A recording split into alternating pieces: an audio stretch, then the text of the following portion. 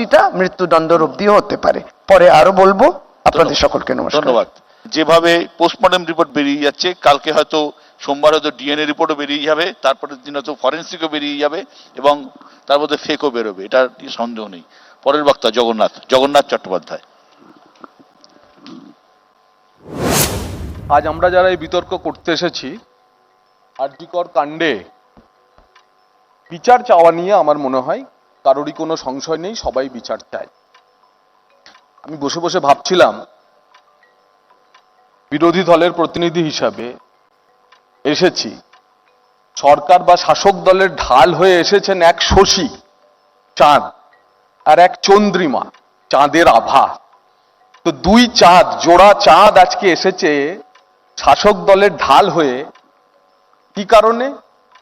ওই 9ই আগস্ট, যে সময়টা মাহেন্দ্রক্ষণ ভোরবেলা, সারা পৃথিবী থেকে চন্দ্রমার আভা যখন সবচেয়ে স্পষ্টভাবে দেখা যায়, তখন এক চাঁদের উপর পাশবিক অত্যাচার হচ্ছে, জান্তব অত্যাচার হচ্ছে। আর সেই ঘটনা নিয়ে সরকারের ঢাল হিসেবে সরকার আজ জোড়া চাঁদকে পাঠিয়েছে। আরজিকর কাণ্ডের বিচার চেয়ে সব জায়গাতেই স্বর উঠেছে যে বিচার দিতে হবে। আমাদের শশী দিদি বলে গেলেন যে শুধু বিচারের ক্ষেত্রেই, আরজিকর কাণ্ডের বিচারের ক্ষেত্রে যেন এটা সীমাবদ্ধ থাকে, রাজনীতির আঙিনায় এটা যেন না যায়। উনি জনগর্জনটাকে দেখেছেন, ব্রিগেডের জনগর্জনের পর আবার একবার জনগর্জন উনি দেখেছেন। কিন্তু আরজিকরের ঘটনা কোনোভাবেই আর 5টি ধর্ষণের ঘটনা নয়। আরজিকরের ঘটনা বিরলতম ঘটনা। কারণ একজন উচ্চ শিক্ষিতা ডাক্তার তার নিজের কর্মস্থলে কর্মরতা অবস্থায় ক্ষণিকের বিশ্রামে সরকারি পরিবেশে ধর্ষিতা হন, খুন হন।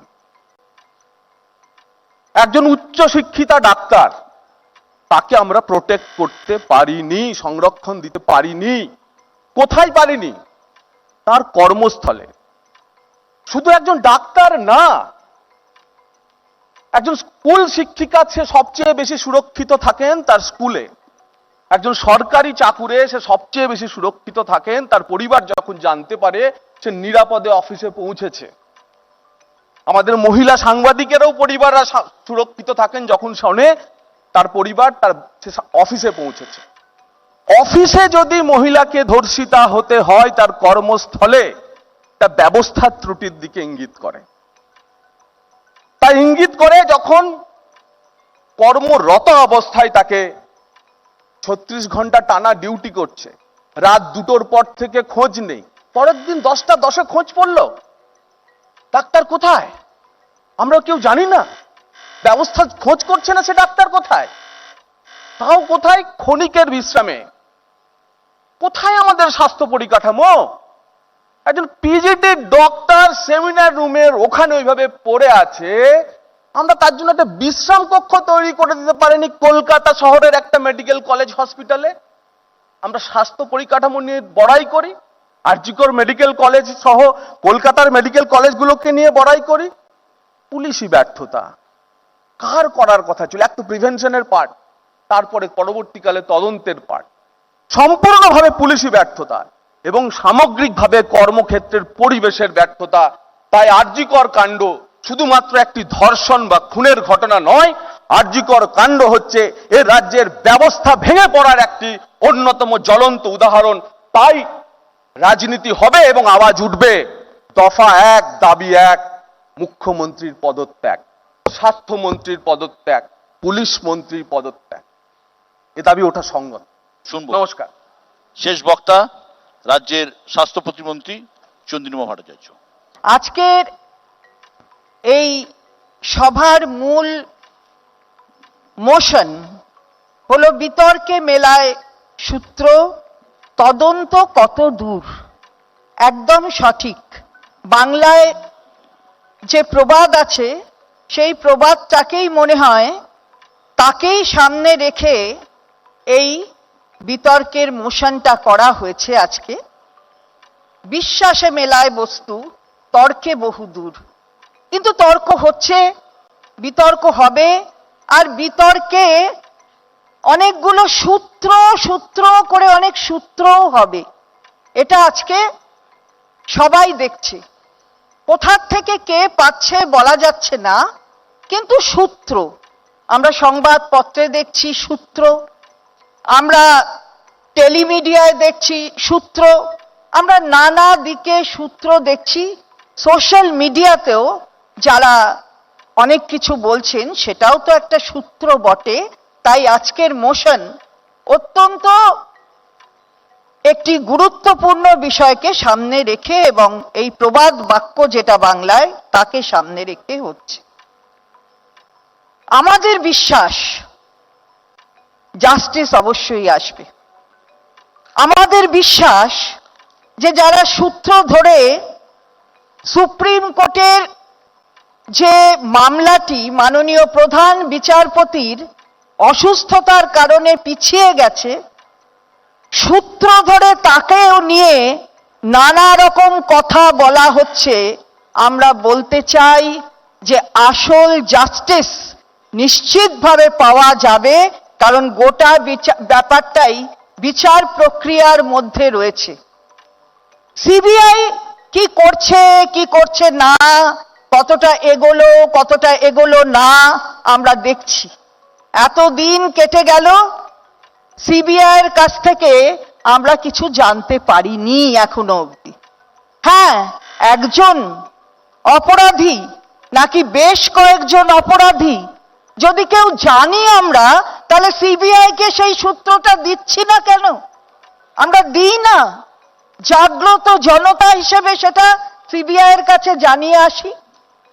কিন্তু প্রশ্ন হলো কেউ জানাচ্ছে না, খালি সূত্র আর সূত্র। আজকেও শিয়ালদা কোর্টে যখন সঞ্জয় রায়কে ওঠানো হয়েছে, তখন সিবিআই এর আইনজীবী ছিলেন না, ডক্টর শশী পাজা বলেছেন আইনজীবী ছিলেন না, পিপি ছিলেন না, কেউ ছিলেন না, এবং অত্যন্ত রেগে গিয়েছেন শিয়ালদা কোর্টের যিনি বিচারক ছিলেন, যেটাকে কি মনে করছেন। অর্থাৎ এতগুলো ঘন্টা কেটে গেল, এতগুলো দিন কেটে গেল, কিন্তু সিবিআই এর কাছ থেকে সঞ্জয় রায় ছাড়া অন্য কোনো সূত্র অথবা অন্য কোনো অপরাধী যে এই অপরাধের সাথে যুক্ত তাদের নাম এখনো পাওয়া গেল না। এবার আমরাই তো চেয়েছি জাস্টিস। হ্যাঁ, আমার সম্মানীয় অনুজ প্রতিম সৃজন, অনুজ প্রতিম বলবো কেন, সন্তান সম, আমি তো প্রবীণ, আমার সন্তান সম সৃজন জিজ্ঞেস করছিল যে আমরা জাস্টিস চাইছিলাম। আমি ডক্টর শশী পাজা মাননীয় মুখ্যমন্ত্রীর পাশে আমরা ছিলাম কিনা? হ্যাঁ ছিলাম তো, জাস্টিস চাওয়ার জন্য ছিলাম তো, আমরা সবাই ছিলাম। তার কারণ আমরাই এই বিধানসভায় বাংলার এই বিলটি নিয়ে এসেছি, অপরাজিতা বিল। চরম দণ্ড হোক, কেউ আনেনি। অনেকে ন্যায় সংহিতার কথা বলেছেন, বিএনএসএস ন্যায় সামাজিক সুরক্ষা সংহিতা, এই কোনোটার মধ্যেই কিন্তু একটা তো প্রক্রিয়া চালানোর বিষয়, আর একটা আইপিসি ইন্ডিয়ান পিনাল কোডের পরিবর্তে যেটা এসেছে সেখানে মৃত্যুদণ্ড ছিল না, রেপের জন্য মৃত্যুদণ্ড ছিল না, চরমতম দণ্ড ছিল না, অপরাজিতা এনেছে। কারণ মেয়েরা সবসময় অপরাজিতা, তাকে জয় করবে এমন শক্তি আমরাই তো জন্ম দিইনি, তাই ওই শক্তি জন্মায় না। তাই তো অপরাজিতা বিল কেন ছিল না? কেন লাইফ ইমপ্রিজনমেন্ট? যদি লাইফ ইমপ্রিজনমেন্টের মতন না থেকে ওই রেপের জন্য একটা সাজা থাকতো, চরম দণ্ড, তাহলে 14 বছর পর বিলকিস বানর যারা রেপিস্ট ছিল তারা বেরিয়ে আসতে পারতো না? তাহলে গুজরাট হাইকোর্ট যে রেপিস্টদের একটা কমিটি থাকে, এটা সব জায়গায় থাকে, সেখান থেকে যদি মনে করে যে সে রিফর্মড হয়ে গেছে তাহলে বার করে দেয়। আসলে এর তো রিফরমেশন হয় না, এর তো কোনো রিফরমেশন নেই। সৃজন, ভাই সৃজন, আমার পুত্র সম সৃজনকে আমি শুধু বলে দিতে চাই যে আপনার আইনজীবী, আপনার দলের রাজ্যসভার সাংসদ, তিনি চরমদণ্ড চান না, তিনি চান রিফর্মড হোক। অর্থাৎ এই চরম অপরাধ করার কোন ব্যক্তি সে রিফর্মড হোক, তার রিফর্মড হওয়ার, তাকে ভালো করার জন্য তিনি চান যে তার মৃত্যুদণ্ড না হোক। আমরা জানি যে মৃত্যু হয় রেয়ারেস্ট অফ রেয়ার কেসে, কিন্তু এক্ষেত্রে রেপ কোন রেয়ারেস্ট অফ রেয়ার কেস হতে পারে না, সব কেসই রেয়ারেস্ট অফ রেয়ার। তাই মৃত্যুদণ্ড অপরাজিতা বিলে দ্রুত বিচার, দ্রুত তদন্ত, এই তিনটি হলো ফ্যাসেট, যে তিনটি মূল এসেছে এই বিল, এই অপরাজিতা বিলের মধ্য দিয়ে। এবার আমি একটু বলতে চাই, যারা বলেছেন, যেহেতু আমি শেষ, সুতরাং আমার ছোট ছোট করে এদের যদি যারা বলেছেন তাদের বক্তব্য খুব ছোট করে বলছি। আমার অনুজ প্রতিমা দেবলীনা বলেছেন অ্যারেস্ট সন্দীপ ঘোষকে করা হয়েছে কোন মামলায়। আমি বলতে চাই যেটা পরিষ্কার হওয়া উচিত যে সন্দীপ ঘোষ অ্যারেস্টেড হয়েছে দুর্নীতি মামলায়।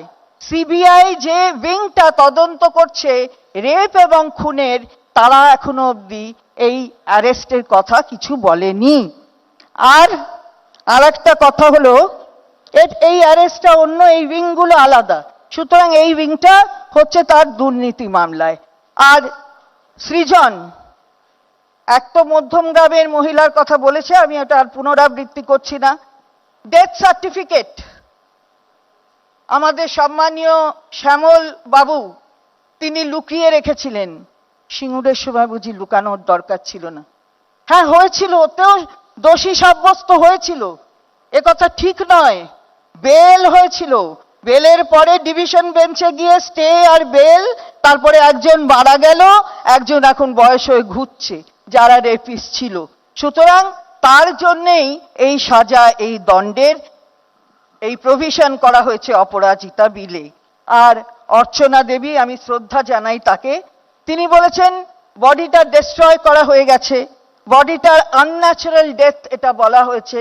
এটা তো আনন্যাচারাল ডেথ, সুইসাইড হোক অথবা খুন হোক, সবটাই তো unnatural, it is not natural. Unnatural death তো হবেই, সেটা করা হয়েছে।